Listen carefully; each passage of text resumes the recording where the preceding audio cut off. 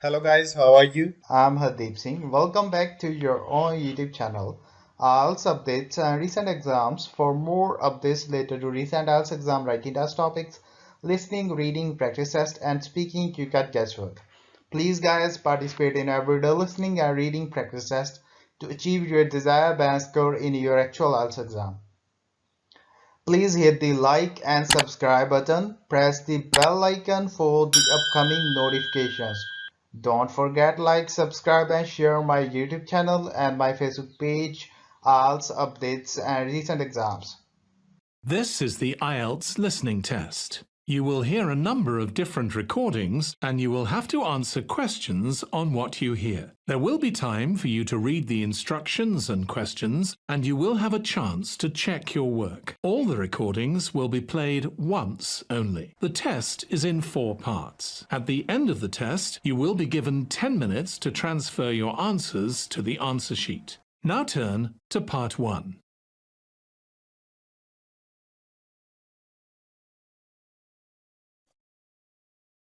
You'll hear a telephone conversation between Yuki, a Japanese student in Japan, and Mrs. Gray in London, England, who will provide homestay accommodation for Yuki. Look at questions 1 to 5 on the form now.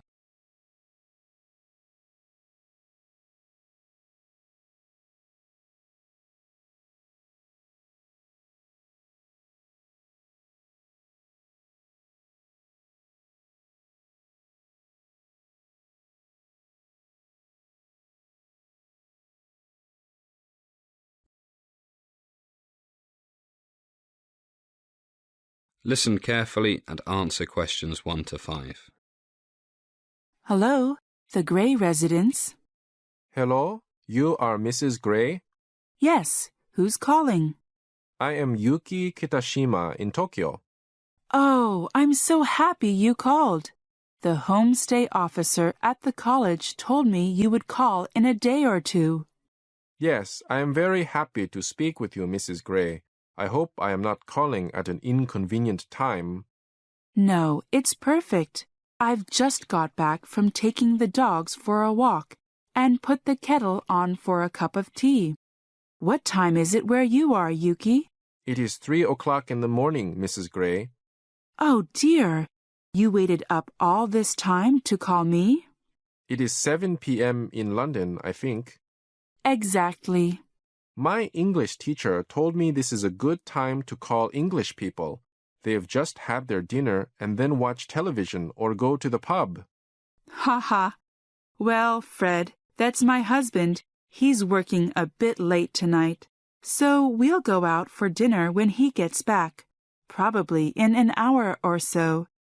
Now you've called, we'll have to have Japanese food to celebrate. Oh, you are too kind, Mrs. Gray. So I should go out for fish and chips, yes? So lovely. Us eating sushi in London and you eating fish and chips in Tokyo. I don't know what Richard and Anne will have. Richard and Anne? Oh, how silly of me. Yes, they are our 2 children. Richard is 17 and Anne is 19, just about your age.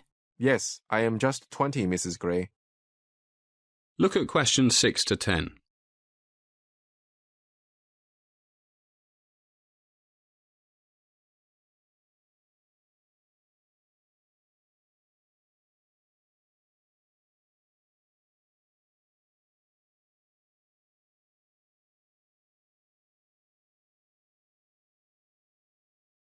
Now listen to more of the conversation between Mrs. Gray and Yuki and answer questions 6 to 10. I know they are both so looking forward to seeing you. They have lots of friends.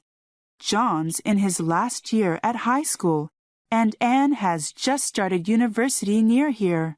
What is Anne studying, Mrs. Gray? Well, you wouldn't believe this. Japanese language and culture. In fact, that's one reason we thought it would be nice to have another homestay student from Japan. She can't wait to meet you, and nor can Richard. I'm sure you will all get on famously together. Your room is all ready. Thank you, Mrs. Gray. Oh, Yuki, Have you booked your flight yet? All booked.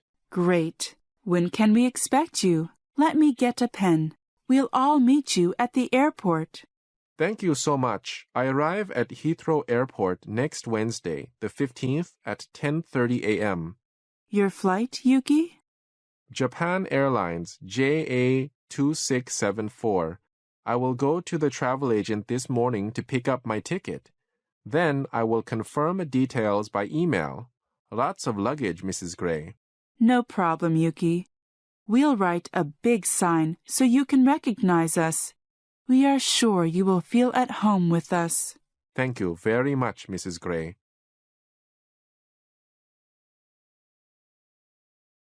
That is the end of Part 1. You now have 1 minute to check your answers to Part 1.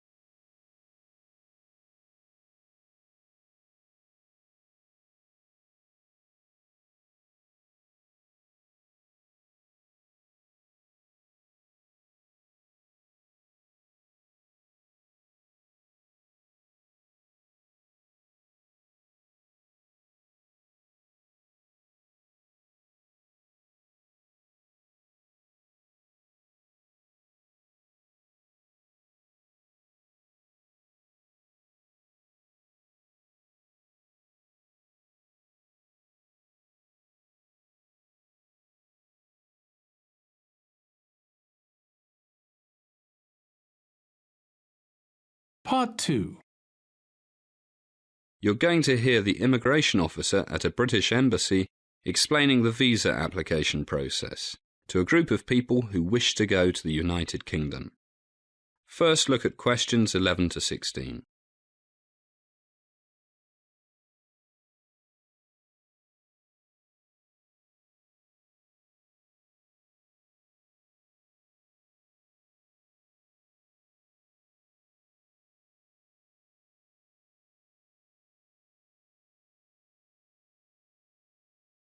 As you listen to the first part of the talk, answer questions 11 to 16.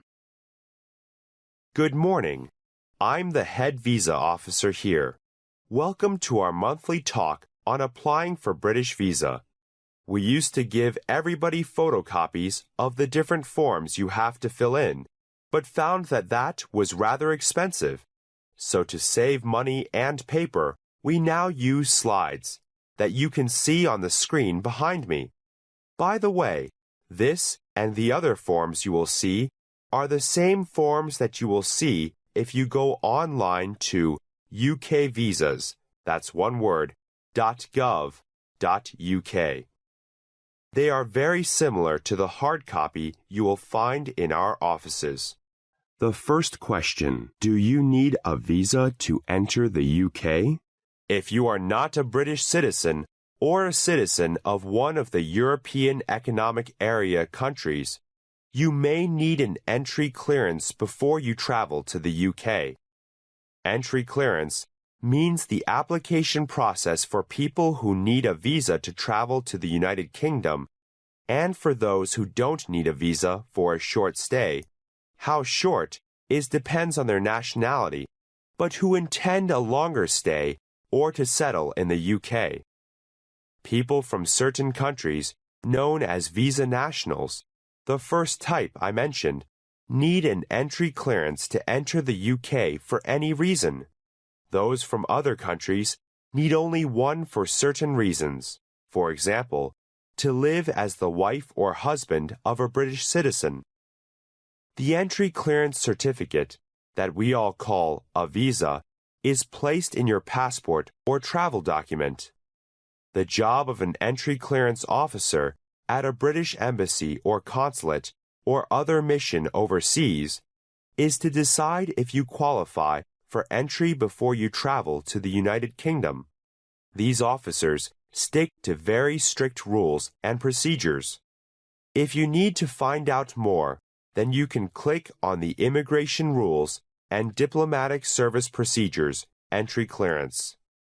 If you have a valid UK visa, you will not normally be refused entry to the UK on arrival, unless your circumstances have changed, you gave false information, or you did not tell the entry clearance officer important facts when you applied for your visa. So let's assume that you have your entry visa, which, by the way, is only valid up to a certain date. At your UK port of arrival, the visa tells the immigration officer there the purpose of your travel, how long you can stay in the UK, and the latest date that you can enter the UK. Normally, you may enter and leave the UK as many times as you like during the validity of your visa. Now look at questions 17 to 20.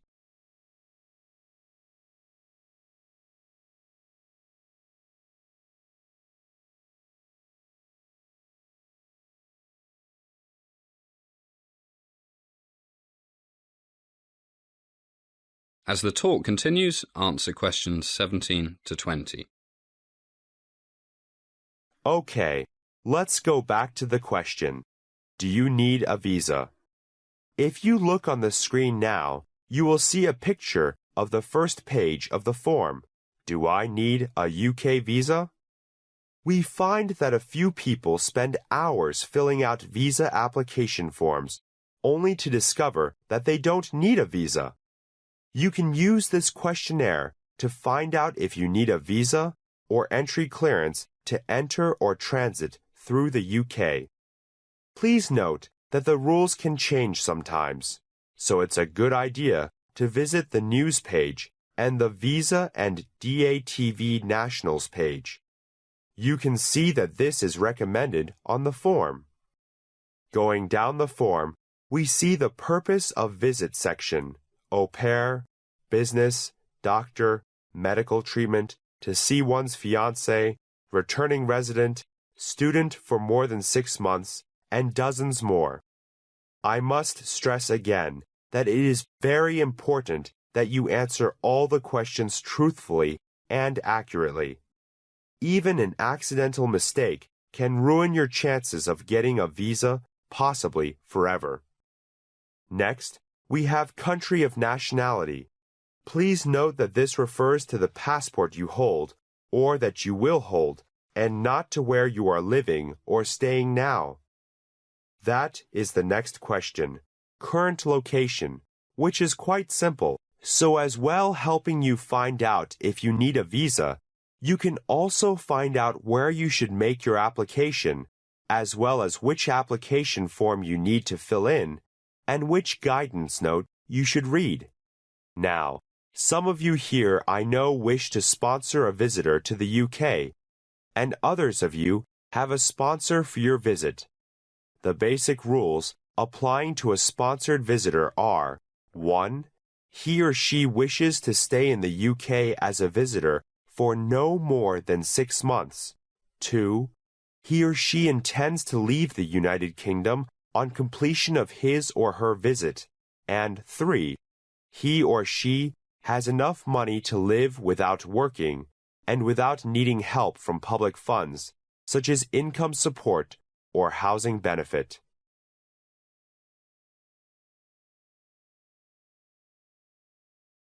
That is the end of Part 2. You now have 30 seconds to check your answers to Part 2.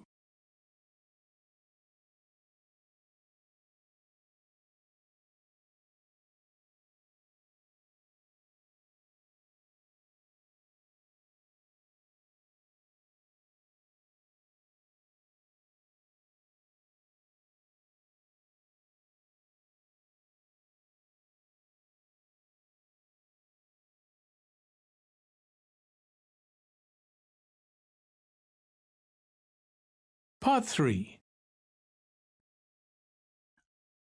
You're going to hear a market researcher asking an elderly couple in a shopping mall about how their environmental awareness affects their shopping decisions. Listen to the first part of the conversation and answer questions 21 to 25.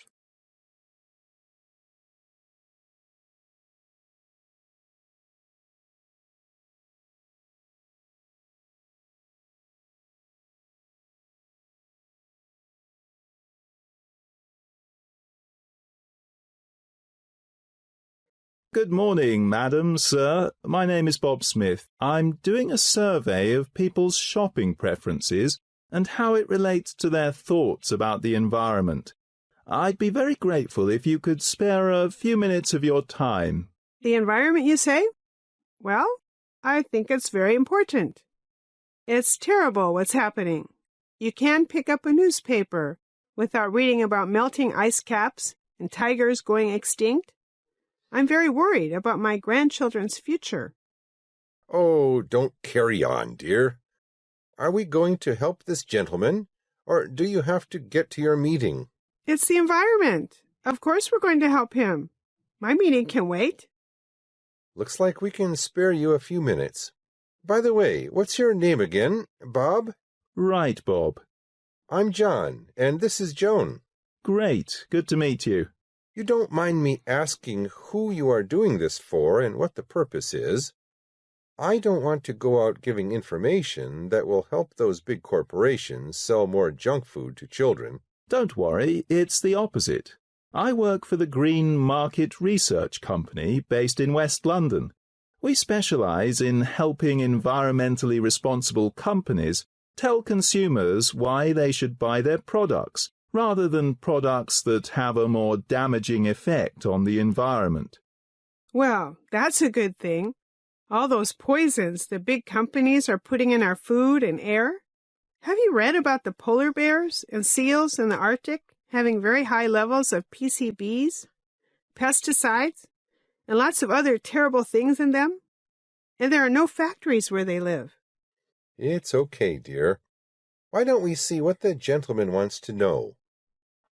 As the conversation continues, please answer questions 26 to 30.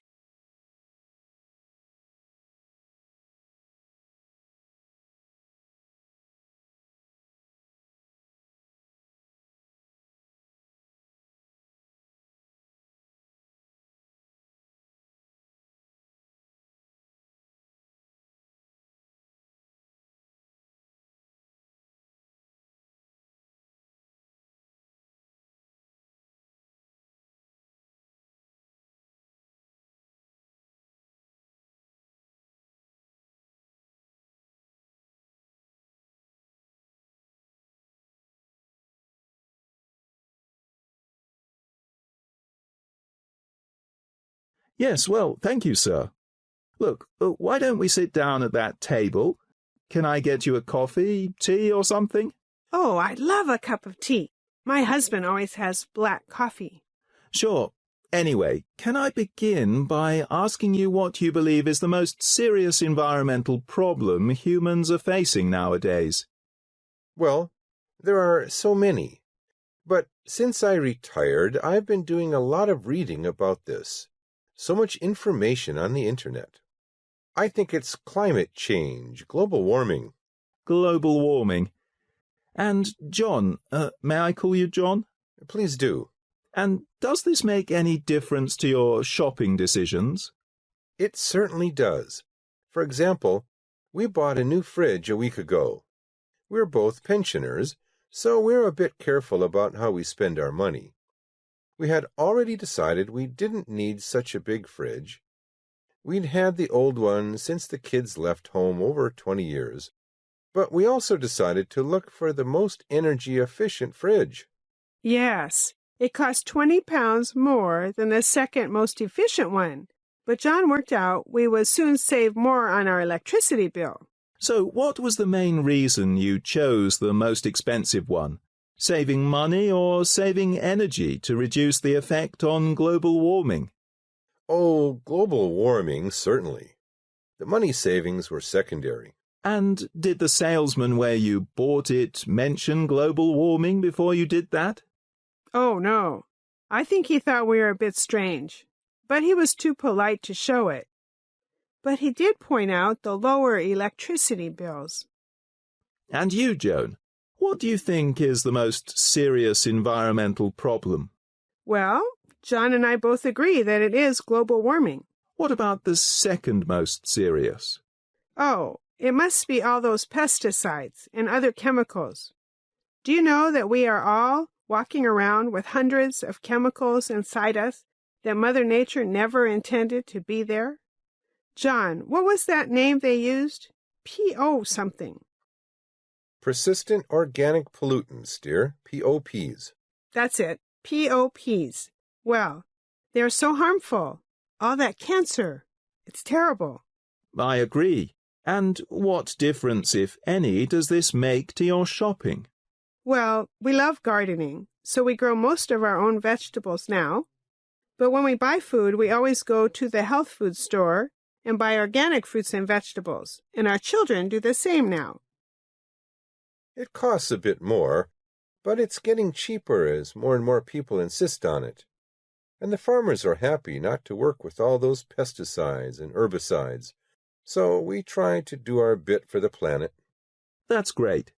Okay, let's drink our tea and coffee and then we'll carry on. That is the end of Part 3. You now have 30 seconds to check your answers to Part 3.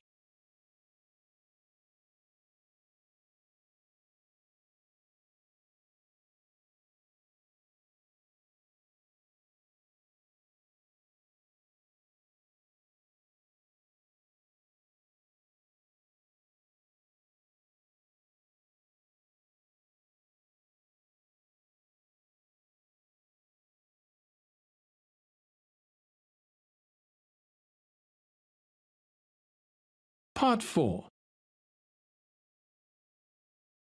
You're going to hear a university lecture about good study habits and developing a study plan. You now have some time to read questions 31 to 40.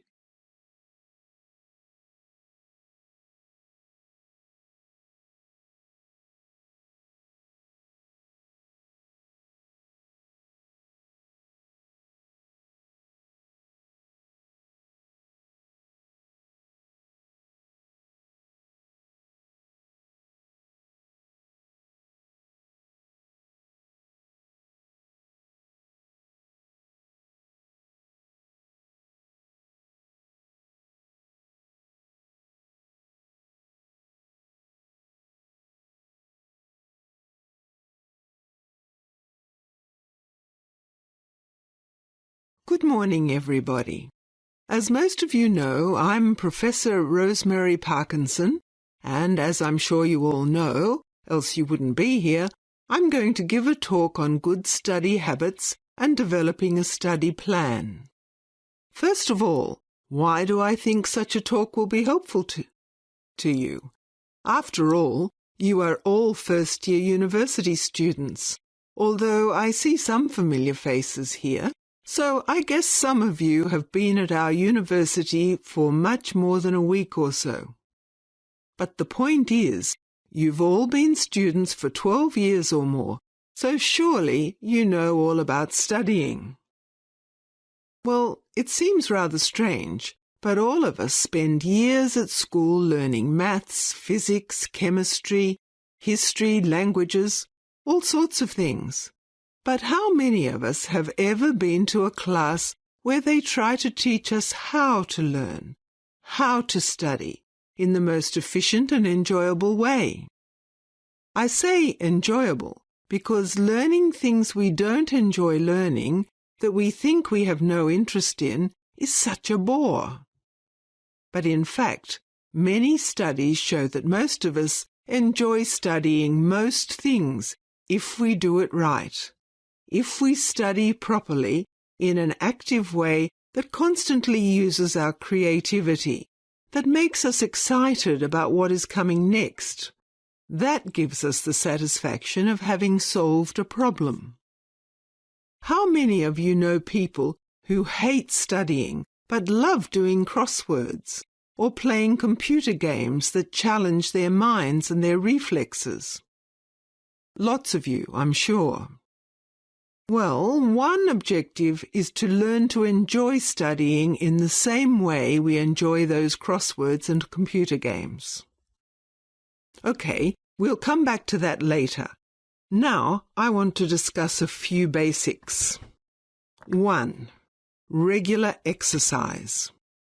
Countless studies show that regular physical exercise, say 40 minutes or so, 5 days a week of jogging, fast walking, weight training, tennis, whatever you enjoy, puts you in a more positive frame of mind and also increases creativity and memory for hours after the exercise. Other important things are to eat good, healthy food, get enough sleep, and try not to spend too much time and money in the student bar. There's nothing worse than trying to learn something or solve a problem than when you have a hangover. So, as the Romans used to say, mens sana in corpore sano, a healthy mind in a healthy body. Right, now we're all going to keep fit and healthy. What about the studying? First, you must work out the times that you will use for study. When I say study, I mean all the schoolwork, writing essays, reading, etc., that you do out of class. Be realistic. Don't plan to spend 60 hours a week on it. It's too much for most of us. Set aside 1 or 2 blocks of time, each of, say, 2 or 2.5 hours a day, that are your study time. As I say, be realistic. Don't set yourself such an ambitious goal that you will never stick to it. And it's also a good idea to leave 1 day a week, Sunday perhaps, completely free, so you can relax, and occasionally do some schoolwork at those times when it builds up a bit. That's time settled. Now for place. We are creatures of habit.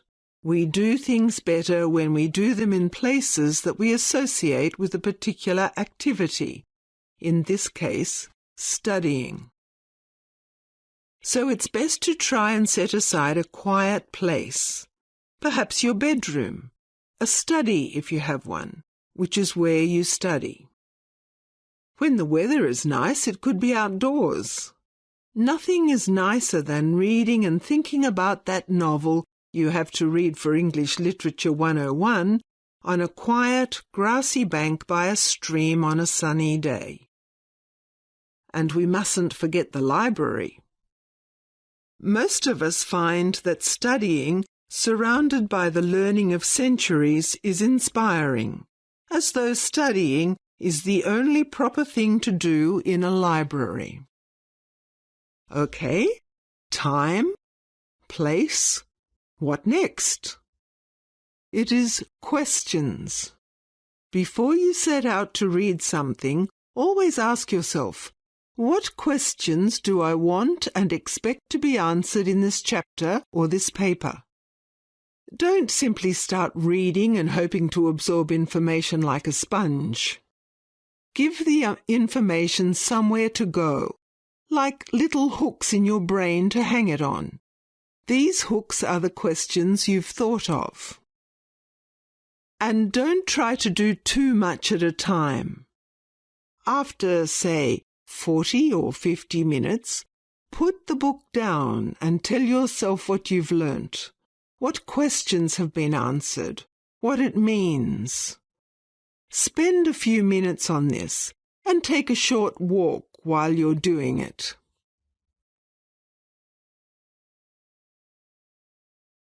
That is the end of Part 4. You now have 1 minute to check your answers to Part 4. You would now have 10 minutes to transfer your answers to the answer sheet. So guys, don't forget like, subscribe and share my YouTube channel and my Facebook page, IELTS updates and recent exams. For more updates related to recent IELTS exam writing test topics, listening, reading, practice test and speaking, you got guesswork. Please guys, participate in everyday new IELTS listening and reading practice tests to achieve your desired band score in your actual IELTS exam. For more IELTS material, visit my official website www.ieltsupdatesandrecentexams.com. The link is given below in the description. If you need PDF files of latest IELTS material, then please join my Telegram channel. So guys, please write your score below the comment section.